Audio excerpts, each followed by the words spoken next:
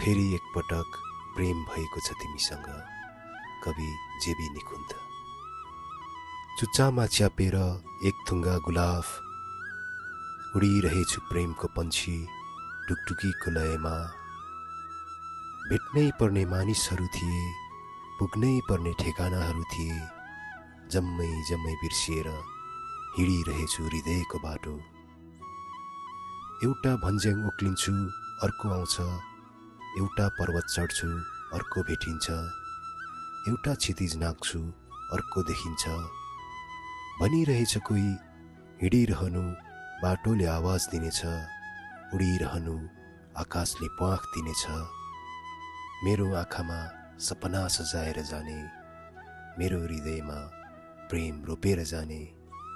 भेट्नै पर्ने प्रिय मानिस तिमी नै हौ भने, पुग्नै पर्ने मेरो ठेगाना तिमी नै हौ भने, फेरि एकपटक प्रेम भएको छ तिमीसँग, फेरि एकपटक प्रेम भएको छ तिमीसँग।